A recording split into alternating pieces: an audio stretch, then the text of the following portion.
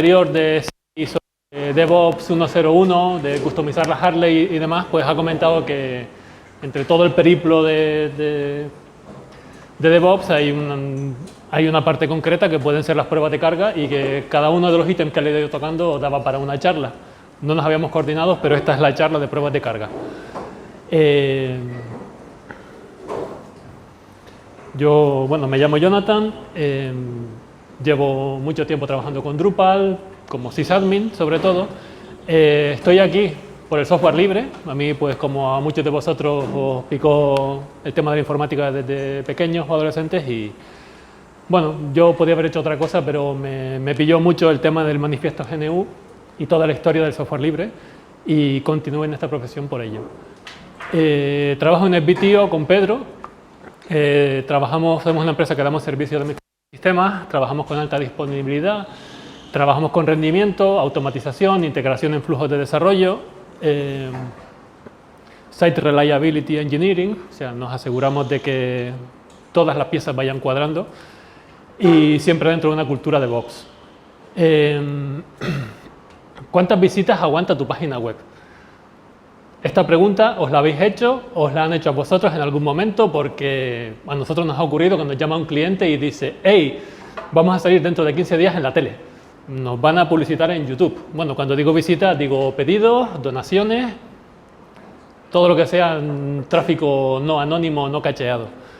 La respuesta a esta pregunta: nos pide el cliente, revisar, estar atentos, ajustar algo. Es como, bueno, si no tenemos los deberes hechos, poco margen de maniobra hay en un momento así.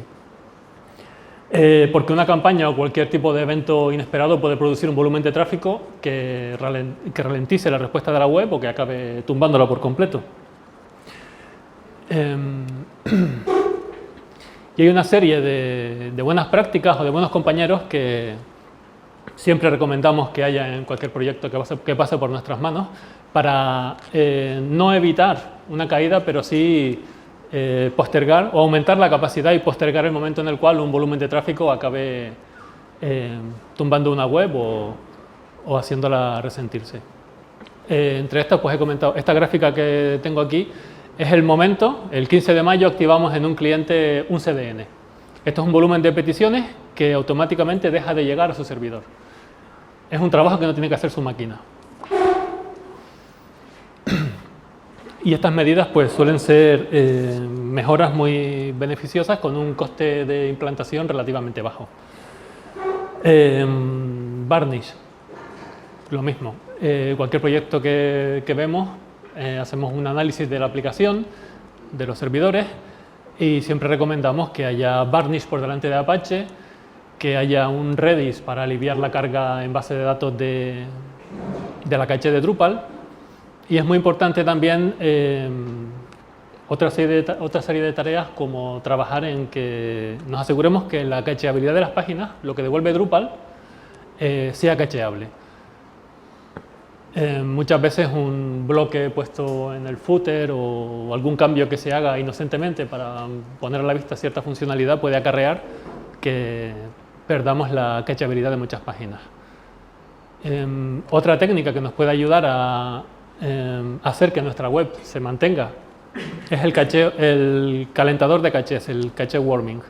Es simplemente una técnica que va en background, de manera síncrona, manteniendo caliente la caché de la página en Varnish o en el CDN, para que no se dé el caso de que llega un cliente, llega un visitante y se encuentra con que la caché ha expirado y su consulta, su petición llega directamente a Apache, lo cual produciría una respuesta más lenta e incluso en casos de escenarios de alta volumen de tráfico, que muchos visitantes concurrentemente estén pidiéndole a Drupal: hey, dame la portada, y Drupal está compitiendo, distintos procesos están compitiendo por generar la misma caché y produce un efecto de estampida de caché que se suele llamar.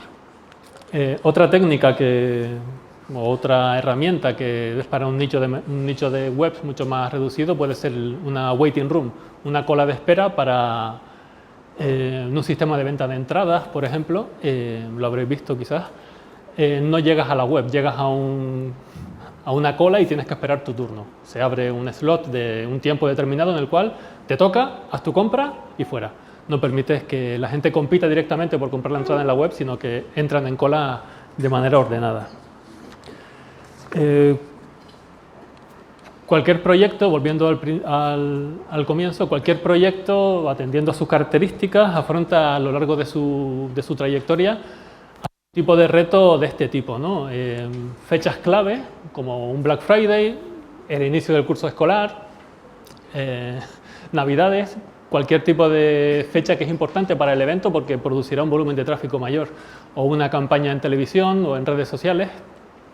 Pero también otro tipo de cosas bastante distintas, como una migración, entendido en todo su espectro, tanto una migración de datos que incorporas a tu plataforma, o una migración de Drupal 7 a Drupal 9, o a la inversa, que he escuchado que se puede hacer. Incluso una migración de un cambio de infraestructura. Nos ha pasado, un cliente quiere pasar a Cloud porque Cloud es mejor, porque han tomado decisiones en otro sitio, y no se contrasta. Es importante saber cómo se comporta la web en la infraestructura actual y cómo se comportará en la nueva infraestructura. Todo eso, las pruebas de carga, que es a lo que venimos, ayudan a tener unas mediciones y tomar decisiones con conocimiento. New features, o sea, en una web montas una nueva sección, quieres saber cómo se comporta en cuanto a rendimiento, puedes probarlo. Si sabes cuál es tu base de usuarios, tu volumen de tráfico habitual, puedes hacer una prueba de carga y trabajar sobre esa nueva sección de la página para ver cómo responde. Otro reto quizás un poco más escondido es el crecimiento al cabo del tiempo. No es un momento impactante como una fecha clave, pero es como el colesterol, ese pequeño asesino silencioso que poco a poco va creciendo tu base de usuarios, va creciendo tu volumen de contenido, y 3 años más tarde resulta que esta web iba bien, ahora va lento. ¿Qué ha pasado? Vas acumulando pedidos en tu base de datos y la misma plataforma que antes tenía 100 pedidos en base de datos, ahora tiene 1000, 10.000, 50.000. Y no es lo mismo hacer una query contra una tabla pequeña que una grande, no es lo mismo sacar un informe de una tabla pequeña que una grande. No es lo mismo una vista con un paginador más o menos grande, o incluso el renderizado. Me he perdido un poco el hilo porque de aquí vamos a... Claro, eventos no esperados. De repente, bueno, esto es el caso más reciente que yo he visto, a partir del beso no consentido en la final de fútbol femenino, la final del Mundial de Fútbol, pues generó mucha expectativa, hubo mucho interés, y el día que Jenny Hermoso publicó un comunicado, la página del sindicato cayó en 20 minutos y estuvo así durante horas. ¿Hacen falta pruebas de carga para evitar esto? Bueno, es una página de un sindicato que no tenía mayores expectativas en cuanto a tráfico, supongo que se ha visto sobrepasado.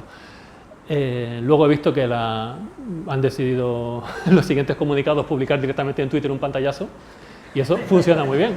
O sea,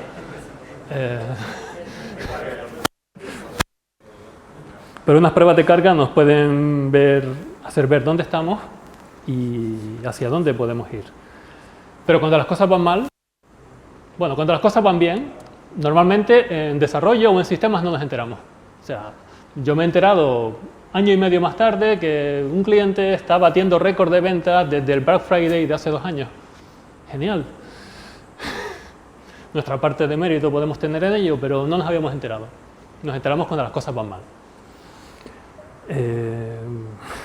Se genera un ambiente de tensión, al día siguiente se piden explicaciones, se pide que esto no vuelva a ocurrir, que se elabore un plan, y bueno, pues el día después lo más que podemos hacer, que no es poco, vamos, revisar la monitorización, incluso mejorar la monitorización, porque igual había algún caso no bien contemplado, revisar los logs, intentar determinar las causas, proponer un plan, ajustar MySQL, ajustar Varnish, hay muchas ideas. Podemos cambiar, podemos meter más RAM, podemos irnos a la nube, podemos hacer una auditoría de rendimiento, vamos a contratar una empresa externa que lo haga, una empresa externa que no conoce la aplicación, que no conoce la infraestructura, pero que no está contaminada por la visión que tenemos nosotros ya Pero bueno, a todo esto, en mi opinión, le falta una cosa importante, que es cómo vamos a medir, antes o después de meterle el triple de RAM, qué es lo que está pasando. Cómo vamos a medir que pasar la nube es mejor que quedarnos como estamos. O que cualquier ajuste que se haga va a producir un resultado. Para ello, las pruebas de carga, que es un término que depende del contexto en el que estemos hablando, pueden significar distintas cosas. Yo aquí hablo de pruebas de carga para medir el rendimiento de backend, el rendimiento a nivel infraestructura de la aplicación y de los sistemas. Una prueba de carga se define como la interacción, simular la interacción de usuarios sobre un sitio web, sobre una API, sobre un endpoint, sobre cualquier tipo de servicio. Y esta simulación de flujos de usuario, pues se le proyecta una inyección de tráfico que se le suele llamar, que es cuántos usuarios durante cuánto tiempo y de qué manera. Van a venir todos de golpe, van a venir escalonadamente. Y las pruebas de carga nos dan métricas, nos dan informes. Esto es un informe de una herramienta de prueba de carga de Gatling. Y nos ayudan, nos sirven para medir el rendimiento de backend. Y el rendimiento de backend, bueno, esto se ve fatal. El rendimiento de backend debemos monitorizarlo y ver su evolución al cabo del tiempo. No vale hacer una prueba de carga, ejecutarla. Bueno, sí, me convencen estos números y adiós. Es importante indexarlo, visualizarlo, estudiarlo, correlacionarlo con cambios que se han hecho en la infra o en el código para ver qué regresiones o mejoras de rendimiento nos pueden producir. Y los cambios, pues como ya he comentado antes, pueden venir en muchos componentes de todo el stack, ya sea un cambio de código como una migración, un cambio de versiones de software, actualizar a PHP 8, que bueno, todos hemos estado en eso no hace mucho o seguimos estando. Se actualiza PHP 8 porque es lo que toca, porque se toca el código de la aplicación, se pasa en el análisis de código, se hace alguna prueba de regresión y todo bien, pero rinde mejor o rinde peor o da igual, no hay cambios. Cambios de infraestructura, un tanto de lo mismo. Hemos actualizado servidores, hemos metido RAM, hemos pasado a otra máquina porque los costes benefician, hemos pasado a la nube. Cada uno de esos momentos es medible qué respuesta daba la web o la aplicación en general antes y después del cambio. O los sistemas externos o cualquier cambio en el volumen de contenido. Herramientas con las que hemos trabajado nosotros son Gatling y K6. Hay muchas más, tanto propietarias como libres, como de software as a service. No voy a hacer una comparativa detallada de una con otra, solo es por comentar las que conocemos. En las pruebas de carga es importante saber qué es lo que queremos medir. Podemos querer medir un pico, un momento de vamos a salir en la tele y en los próximos 10-15 minutos va a haber una avalancha de usuarios. Podemos querer medir la carga media. O sea, si normalmente la carga media de visitas sobre una web está en, bueno, eso lo dice Analytics, está en 1000 visitantes por hora, podemos querer medir eso mismo antes de hacer un cambio de infraestructura, de código o cualquier cambio que tenga cierto calado. O podemos querer medir una carga de estrés que se entiende que es como el doble de la carga habitual. Saber si estamos preparados para el siguiente escalón, digamos, en nuestro crecimiento. O una prueba de capacidad, breakpoint. Esta es una prueba que se lanza y se deja corriendo a ver cuánto aguanta. En el punto en el que revienta, tienes una métrica. Revienta.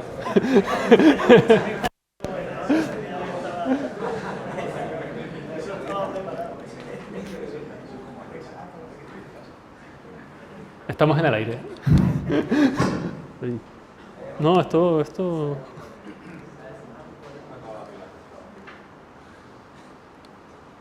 Sí. Vale. en el lanzar una prueba hasta que la tasa de fallo sea grande y mides, digamos, un tope de capacidad. Esta nomenclatura, bueno, esta gráfica la he copiado de la web de K6, la nomenclatura no es homogénea entre distintas herramientas. Aquí he hecho una mezcla de la nomenclatura de K6 o la de Gatling. En cualquier caso,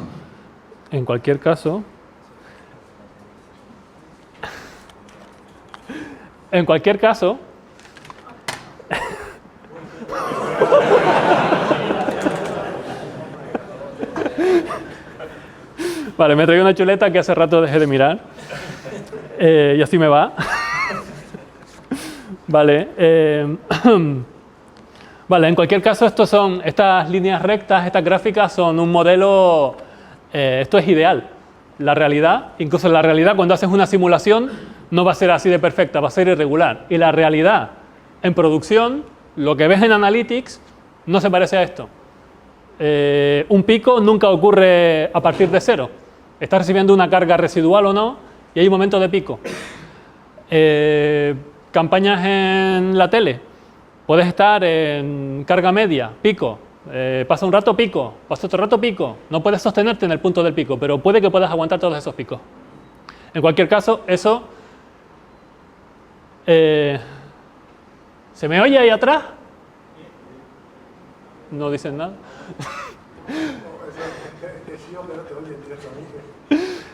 En cualquier caso, estos no son patrones reglados que coger y aplicar a tu aplicación.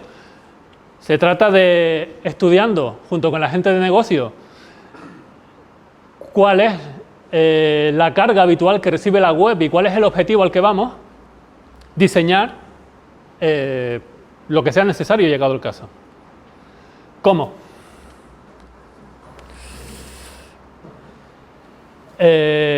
Programando. He puesto aquí una serie de ítems que voy a ir comentando cosas en cada uno de ellos. No es un periplo para ir andando de manera lineal, pero sí toca varias cosas que considero que hay que tener en cuenta a la hora de implantar un sistema efectivo para medir el rendimiento de backend. En cuanto a herramientas, pues ya he comentado, hay muchas.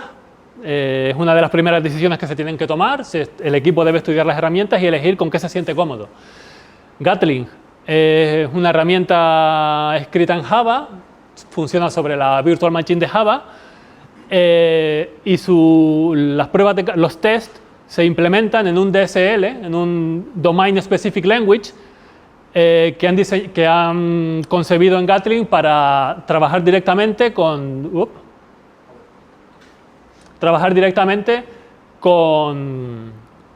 el lenguaje de las pruebas de carga. Y por otra parte, K6 está implementada en Go, el ejecutor es Go, que en principio pues, puede proporcionar mejor rendimiento que una máquina virtual de Java, y los tests se escriben en JavaScript, el lenguaje de propósito general. Puede ser más asequible para quien ya lo conozca, pero también puede tener más dificultad a la hora de querer modelar algún aspecto muy específico de pruebas de carga, que si bien en Gatling te lo puede dar ya muy masticado con unas acciones muy precisas, en JavaScript pues tendrás que quizás trabajártelo un poco más. Hay que tener en cuenta o hay que pensar en cómo vamos a ejecutar las pruebas de carga. Porque bueno, lo habitual es me lo descargo, me hago una prueba, lo ejecuto en local, bien. Pero eso tiene una serie de parámetros. Si lo quieres compartir al resto del equipo, puedes hacer un README con instrucciones o puedes preparar un poco cuál es el camino que se quiere seguir.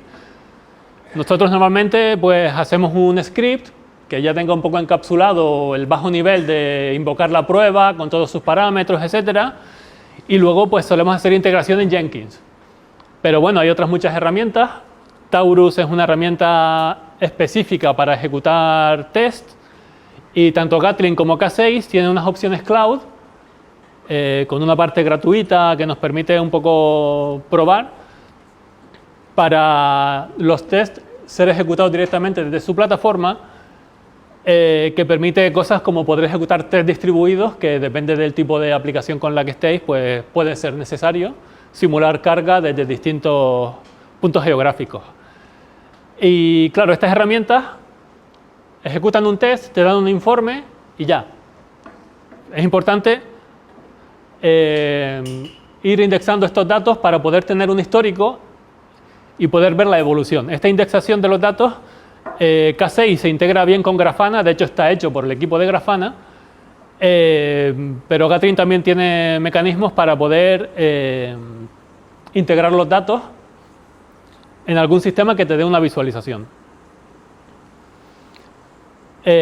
Sigo con el how-to para hacer un escenario, para entrar en materia de qué es lo que queremos modelar.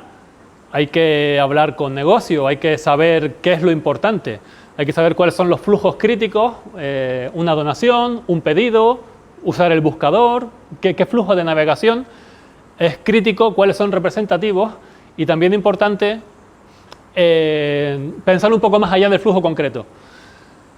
Porque puede que hace un usuario después de hacer un pedido. Se va, sigue enredando por la web, hace un segundo pedido, entra al área privada para ver cuándo me va a llegar el pedido, o revisar algo, o descargar la proforma o lo que sea. Es importante tener en cuenta este tipo de cosas porque nos pueden dar puntos que inicialmente no nos parecieran que son problemáticos, pero que pueden producir una mejora. Un caso concreto que hemos vivido nosotros era en una web con commerce.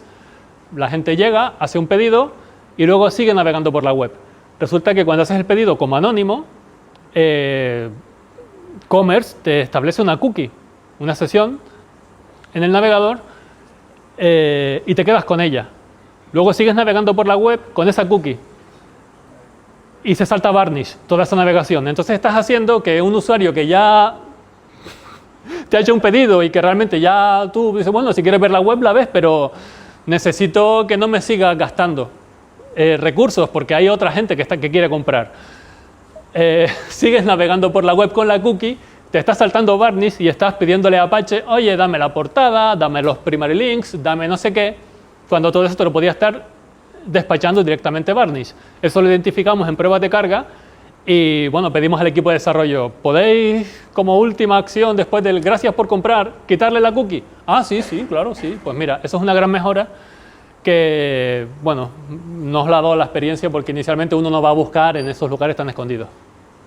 Pero puede ser que el cliente quiera seguir navegando y sea importante medir el rendimiento o cómo es esa navegación, o en caso de que sea necesario que esa navegación no sea anónima, que la persona hace login, entra a ver la proforma, etcétera, que todas esas páginas también tengan su prueba de carga para que su rendimiento no nos esté afectando. En esta fase de identificación también es importante pues hablar con la gente encargada de Analytics para que nos digan qué tipos de patrones de tráfico debemos modelar. O sea, igual no necesitas modelar un pico de carga. O igual necesitas modelar, mira, es que aquí va entrando gente, históricamente dibujan esta gráfica en Analytics, podemos reproducirla. Es importante atar todos los cabos y no decir, bueno, pues le meto una carga media de 100 porque sí. Se hace con un objetivo, volviendo a la primera pantalla de cuántas visitas me va a aguantar la web, cuántos pedidos antes de petar. Estamos intentando dar respuesta a eso. Es muy difícil dar una respuesta exacta. Pero las pruebas de carga, si bien son simulaciones, digamos, controladas como pruebas de laboratorio, nos dan unos resultados que se podrán extrapolar al comportamiento en producción. Y ahí voy con lo del entorno de ejecución. Podemos querer hacer prueba de carga en local, en entornos de QA, en staging o en producción incluso. En local, porque, bueno, implementas la prueba y tienes que asegurarte que funciona. Haces un pequeño test, un smoke test y ya lo puedes soltar. Puedes crear un merge request. En QA es importante que nos piden hacer una feature, implementamos, nos pasan todos los code quality, el peer review, todo, pero ¿eso está introduciendo una mejora o una regresión en el rendimiento? El momento de saberlo es en QA, corriendo unas pruebas de carga adecuadas que nos permiten identificar si estamos llevándonos encubiertamente un problema a producción que no va a aparecer al día siguiente cuando se despliegue, sino quizás en el próximo Black Friday. Y estamos en junio hablando de esto, inocentemente hay una bomba de relojería que ha entrado y nadie se ha dado cuenta, y en Black Friday nos miran los sistemas, oye, ¿qué ha pasado? El año pasado aguantamos y este año estamos cayendo. Es muy difícil encontrar la explicación a eso, porque el problema se introdujo, 6 meses antes. Correr pruebas en producción. Esto no es cogerlo con hilos, pero sí es tenerlo muy hilado. No puedes lanzar una prueba de cargo contra tu propia web en producción, no puedes generar pedidos, no puedes modificar artificialmente lo que tienes ahí. Nosotros trabajamos con unos entornos que llamamos Shadow, que se trata de replicar producción. O sea, si te puedes permitir tener una infraestructura igual que la de producción, ahí puedes montar un entorno preproducción y lanzar pruebas de carga tranquilamente. Nosotros en clientes que no pueden permitirse pagar 2 infras iguales para tener una solamente para pruebas de carga, lo que hacemos es montar una copia de la aplicación que llamamos Shadow, que convive con producción y solo se usa para pruebas de carga, con todas las protecciones para no llegar nunca a afectar a producción.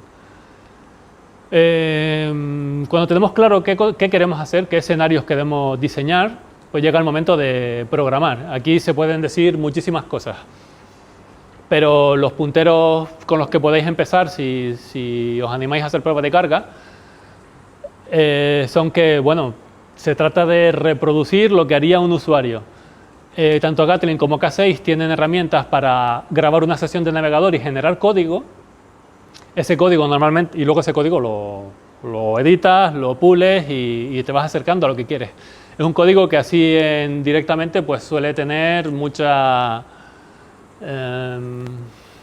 basura, mucha cosa innecesaria, porque hay peticiones fuera al pixel de Facebook, hay cualquier cosa te puedes encontrar y a lo mejor tienes 5 requests que son útiles y otras 15 que no las necesitas.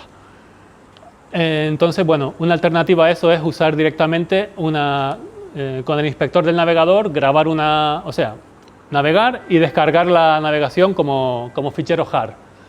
Y ese fichero jar, por lo menos en Gatling, el browser recorder puede cargar ese fichero, con la gran ventaja de que es un fichero que lo puedes editar y quitar más fácilmente todo lo que te sobre antes de generar código Gatling o K6. También hemos recurrido muchas veces a los logs del servidor, porque se nos escapa en la sesión de navegación, se nos puede escapar alguna petición o algún detalle de la petición. Y una herramienta que hemos descubierto en este mismo año, que es una maravilla, es el Man in the Middle Proxy. Esto es un proxy que se pone para interceptar el tráfico y te saca visualmente, en una interfaz gráfica, todas las peticiones que acaban de pasar por ahí, con todo el detalle. Puedes ver el payload de un post, puedes ver todo. Puedes taguearlas y puedes incluso, mientras estás desarrollando pruebas de carga, poner el proxy en medio, ejecutar la herramienta de pruebas de carga y capturar ese tráfico. Puedes comparar el tráfico que se genera cuando haces clic en navegador con el tráfico que se genera cuando estás usando la herramienta de pruebas de carga. Nos ha pasado muchas veces que, bueno, es muy difícil enviar programáticamente un post con todo el payload exacto que se va a tragar el servidor. Y en un payload hay mucha paja que sobra, o no sabes si sobra, y a veces se te está olvidando o se te está quedando atrás algún byte que puedes ver fácilmente con esto. Se pueden decir muchas más cosas de esto, como depurar, assertions, umbrales de tolerancia a fallos, cómo pasar información de una request a otra. O sea, una vez que entráis aquí, es un mundo que hay que ir haciéndose a él. Y no cabe en esta presentación hablar de tanto detalle en cuanto al código. Aunque luego, si da tiempo, puedo enseñar un pequeño ejemplo. También es importante tener en cuenta que hay que preparar la aplicación para aceptar pruebas de carga. Cuando tienes en un formulario una validación de DNI, dices, bueno, pues tengo que pasar un DNI válido. Puedes poner el típico todo unos y letra H, que se lo traga. Pero puede que tu aplicación requiera DNIs únicos. Entonces, bueno, pues puedes generar un fichero de DNIs, vaciar la tabla de base de datos donde vas a hacer la prueba e ir cargándole con esos DNIs. O puedes, con algún módulo, con algún hack, como un módulo que solo activas en el entorno de pruebas de carga, desactivar esa validación cuando estás ejecutando pruebas de carga, porque no es tan importante que los DNIs sean únicos para una prueba de carga. O un CAPTCHA, un doble factor de autenticación o cualquier cosa que te pueda frenar a la hora de mandar peticiones con datos de prueba. En sistemas externos es importante, bueno, todos hemos enviado algún mail desde nuestra máquina local a toda la base de usuarios de la web, ¿verdad? Podemos hacer pagos en real con PayPal, podemos meter basura o quitar botellas del stock. Es importante medir bien cómo son las conexiones externas y no acabar cagándola. En cuanto a infraestructura, lo comentaba Seki en su charla antes, los sistemas de detección de intrusos o anti-DOS pues pueden decir, hombre, te baneo, me estás fulminando a peticiones, pero es que es fuego, amigo, tienes que aceptarme. Es importante tener esto en cuenta. O incluso, depende de lo que estés testeando, puedes querer que las peticiones no te las responda Varnish. O sea, yo quiero testear el rendimiento real de la aplicación en Apache. Tengo que cortocircuitar la petición cuando pasa por Varnish, que lo deje pasar, por ejemplo. Y como esto, pues cualquier otra cosa que, dependiendo de la aplicación y de lo que haya en torno a ella, sea necesario tener en cuenta para que la prueba de carga sea efectiva. Bueno, esto ya lo he terminado. Vale, continuaríamos con que lanzas unas pruebas de carga, interpretas los resultados, aprendes de cómo funciona tu aplicación, aprendes de cómo funciona todo el sistema. Es importante implicar a todos los departamentos en las pruebas de carga, desarrollo, sistemas, negocio. Negocio muchas veces ve analytics, ve lo que ocurrió, pero quiere respuestas para lo que va a ocurrir. Esta es una herramienta muy importante que integrar a la hora de tener conocimiento sobre la aplicación y sobre la capacidad real que pueda tener el negocio de crecimiento. Bueno, en el periplo de probar y ajustar, acabaríamos estableciendo una línea base de las mediciones que quiero automatizar para detectar si aumenta la tasa de errores o los tiempos de respuesta con la evolución del sitio web o con la evolución de la infraestructura. La automatización, cosas a tener en cuenta. Comentaba antes, se deben correr pruebas de carga en integración continua. El código que llega, que es aceptado, que ya va en su periplo hacia producción, debe tener calidad en cuanto al código PHP, calidad en cuanto a el rendimiento de backend. Importante también, desde nuestra perspectiva, aprovechar las pruebas de carga para medir cómo está la producción. Esto sería un cron. Nosotros en algunos clientes tenemos una prueba de carga que ejecuta los domingos por la noche. No hay tráfico real y los lunes tenemos un informe semanalmente que nos permite ver si las acciones que se han llevado a cabo durante la semana, que son diversas y no podemos estar al hilo sobre cada una de ellas, un update de seguridad de software, cualquier merge request que han hecho en desarrollo. Podemos enterarnos semana a semana si ha habido un cambio que debemos revisar hacia atrás. Y también es importante que, bueno, está muy bien integrar, pero también hay que dejar disponible para ejecutar a demanda. A veces implementamos cosas tan orientadas al encaje en el que quedan, que luego nos resulta difícil si en un momento dado queremos lanzarla sin más. Importante también los entornos de prueba, asegurarte que las condiciones iniciales se repiten. No puedes hacer un test y acto seguido lanzar otro, porque la carga de sistemas, el volumen de datos que hay en la base de datos, las cachés, son otras. Tienes que volver a, digamos, reiniciar, ya sean contenedores, ya sea otro tipo de instalaciones. Tienes que asegurar que las condiciones iniciales vuelven a estar ahí antes de lanzar otra vez los tests. Y también pues aislar la ejecución de los tests del propio entorno a testear. Nosotros hemos pecado de tener en la misma máquina Jenkins, Gatling, el Drupal, el Varnish y lo lanzamos. Ahí están compitiendo todos por los recursos. No sabes realmente qué estás midiendo. No es muy extrapolable eso.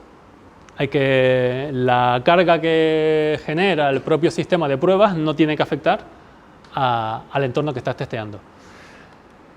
Monitorizar. He comentado antes también, los resultados que te dan hay que indexarlos y hay que contrastarlos a lo largo del tiempo, correlacionándolos con los cambios que se han hecho a nivel de infraestructura, de código, etcétera. Hay que analizar no solo el resultado del test que te dice hemos aceptado tantas peticiones por segundo, hay una tasa de errores, pero cómo se comporta el sistema a nivel de monitorización. Es decir, puede que una prueba de carga de 100 usuarios por segundo durante 10 minutos me esté dando una tasa de errores menor que 5% y eso sea así sostenido en el tiempo.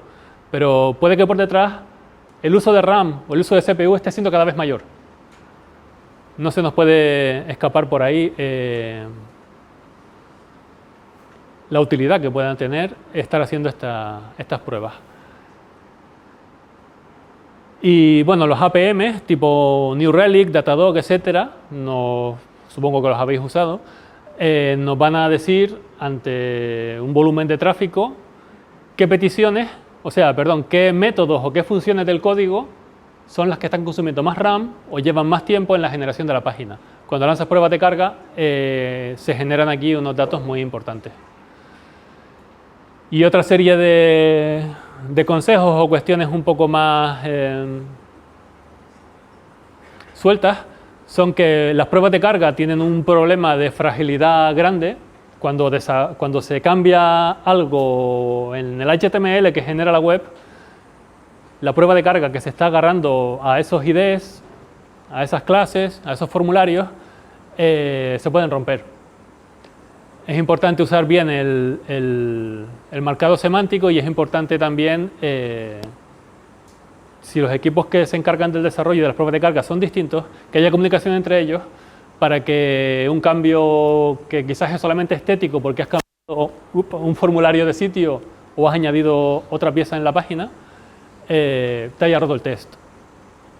Es importante, todo es importante, es importante establecer pausas variables entre los pasos que haces en un test. Si haces un flujo de prueba de cargo la portada, voy a la página de login, meto los datos y le doy a submit, eso un humano lo va haciendo a una velocidad. Una máquina requiere meter ciertas pausas ahí para que no llegue todo el flujo del tirón, porque no estás simulando la realidad. Es importante que esas pausas sean variables, pero no aleatorias. Los tests no deben tener un componente de aleatoriedad, porque tienes que poder medir siempre lo mismo. Un caso que vimos en cierta ocasión y que, bueno, al final todo esto ha sido un periplo de aprendizaje y hay cosas que hemos ido aprendiendo después de haber metido nosotros mismos la pata. No puedes sacar, no sé, ir a navegar la portada, sacar todos los enlaces que hay en portada y luego navegarlos todos, porque cada test va a ser distinto, porque la portada va a ir evolucionando. O no puedes tener un listado de 20 URLs y en cada test pruebas 5 aleatoriamente, estás probando 5 cosas distintas. Usamos mucho las cabeceras HTTP para señalizar a la aplicación que cambie su comportamiento. Lo que comentaba antes de la validación de formularios, nosotros hemos implementado para un flujo que incluía pago en PayPal, o sea, no testeamos PayPal, pero llegamos a las puertas de la última petición que se genera en Drupal que ya te da el redirect a PayPal. Ahí hacemos una pausa que es el momento en el cual pues, el usuario ha ido a coger la cartera, saca la tarjeta, hace login, recupera contraseña, lo que sea, y vuelve a la web. Cuando vuelve, en el mundo real te llega un ID del pago único que Drupal acepta. Si estás simulando esto y no tienes un ID, bueno, lo que nosotros hemos hecho es que con una cabecera HTTP desde Gatling le estamos diciendo a Drupal, soy Gatling, acepta el ID de pago que te voy a dar. Y es un módulo en Drupal que ante la presencia de la cabecera dice, vale, quito la validación y me trago el ID que me has dado. Y te doy la página de gracias y termino de generar el pedido y ya está. Bueno, eso es también tener mucho cuidado con el autoescalado. Puedes lanzar una prueba de carga y esto va genial. Y hay una correlación directa entre el volumen de peticiones que aceptas y el consumo de créditos, que en última instancia se repercute en la tarjeta, ¿no? Y muy importante que estamos hablando de modelados. La realidad siempre va a ser más compleja, distinta, no se pueden extrapolar los datos a pie juntillas, se puede aprender mucho de ellos, pero no creerse que una simulación que se traga, no sé, 1000 pedidos en un escenario controlado vaya a funcionar, vaya a dar ese número para producción. Pensar. Todo lo que he intentado comentar es sobre pensar, sobre saber qué estás haciendo, no acríticamente, vale, me cojo K6, hago aquí una prueba y ya estamos, ¿no? Por ir terminando, que ya me queda poquito, hemos preparado una demo que simplemente es una prueba de un flujo de login, tanto en Gatling como K6, un flujo de login en Drupal. Vas a la portada, vas a User Login, Submit y ya. Podéis descargarla y podéis lanzarla con el volumen de tráfico que queráis sobre cualquier Drupal que tengáis por ahí. Y aquí, bueno, una pasada muy rápida. Esta es la pinta que tiene el código en K6. Bueno, ahí lo veis. Y el código en Gatling tiene una pinta bastante distinta por lo que comentaba antes del DSL. Es cuestión de gustos muchas veces. Y este es el código que está directamente en el repositorio. ¿Puedes volver de nuevo a donde ponías la URL de HTTP, :2 tic tac. Gracias.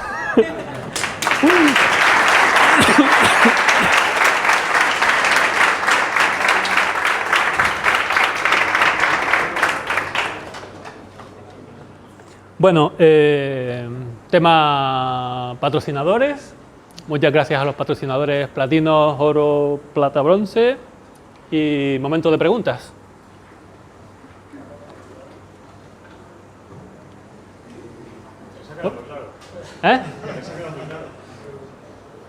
Dime. ¿Cómo decides durante cuánto tiempo vas a ejecutar los tests? Vale, pues eso depende de...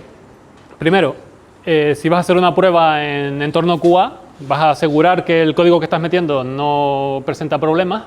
Ahí debe ser una prueba suficientemente representativa. Es decir, ahí nosotros, no por tiempo, sino que la prueba que tenemos quizás creo que era un límite de... Bueno, es que depende mucho de la aplicación, pero tenemos un límite corto. 500 usuarios en 100 segundos. Es el lanzamiento que hacemos. Luego eso tarda lo que termina en procesar. Y nos da una tasa de errores y nos da un tiempo de ejecución total. Y ese es el dato en el que nos basamos para saber si estamos introduciendo una regresión o una mejora. Eso en cuanto a QA. En cuanto a producción, pues puedes querer modelar. Tenemos un cliente que sale en la tele un par de veces al año y nos ha dicho, quiero una prueba de cuánto aguantamos durante 15 minutos. Entonces una prueba de máximo y probamos todas las semanas cuál es el tope de visitas. Claro, cuando digo el tope, me refiero a que hemos hecho pruebas y hemos probado con 4.000 visitantes en 15 segundos. Funciona. 5.000. La tasa de errores es muy grande, no es significativa. O sea, no es representativa de nada. Ya el sistema ahí no está aguantando. Entonces, bajamos la cifra a 4.500. Una cifra en la cual la tasa de errores se mantiene siempre por debajo del 10% y funcionamos con ella. Pero claro, no puedes lanzar para QA una prueba de tal calibre, porque tarda mucho tiempo. O sea, son 15 minutos. Cuando hablo de 4.500 usuarios en 15 minutos, no es que la prueba dure 15 minutos, es que a lo largo de 15 minutos se va produciendo toda la entrada de usuarios. Esa prueba tarda hora y media en terminar. Entonces, claro, no puedes hacer eso en QA.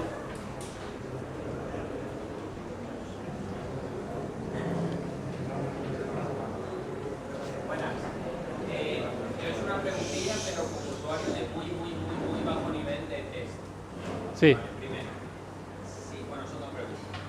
Primero, si a ti el test te dice la página aguanta 1000 pedidos, ¿vale? Tú tienes que decirle al cliente, oye, hemos hecho un test, la página aguanta, ¿qué le dices? Eso es una trampa en la cual hay que intentar no entrar. Porque lo que te puede dar, vale, sí, en serio, hay dos cuestiones ahí. La primera, la prueba de carga, como prueba de laboratorio, te puede decir, la página aguanta 1000 pedidos en 1 hora.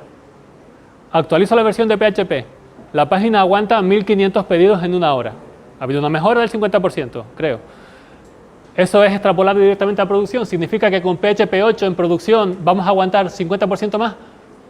No, exactamente no. Pero, hombre, yo creo que siendo conservador puedes decir que aguantas un 20, un 30 o un 40% más. Al cliente hay que transmitirle, en la prueba de laboratorio, este cambio ha producido esta mejora.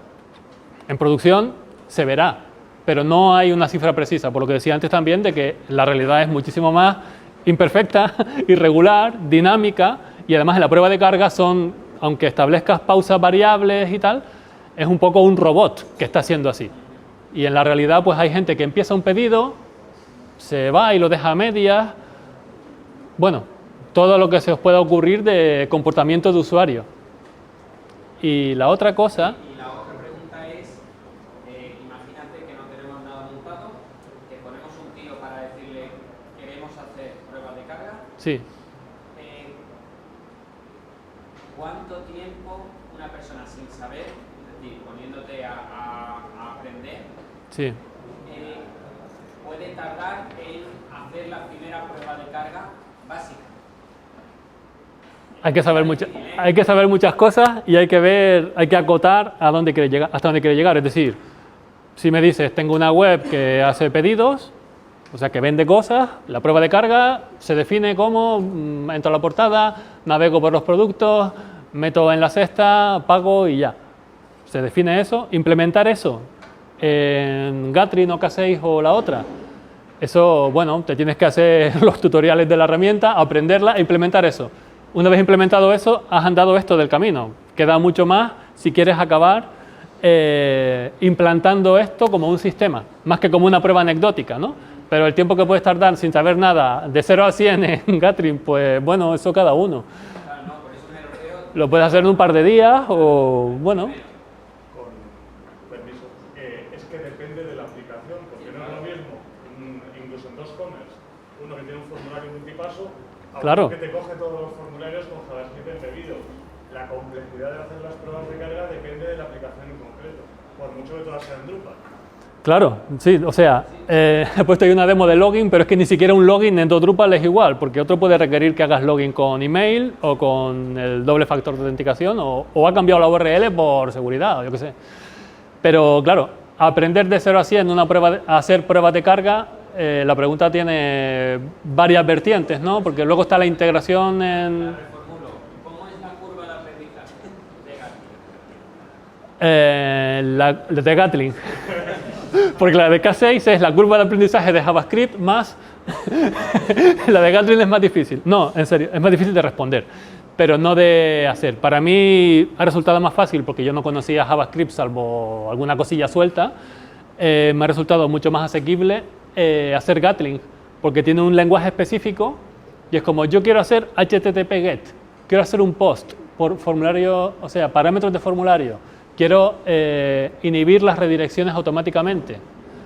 Gatling está muy orientado a eso, a un nicho muy pequeño de funcionalidades, digamos.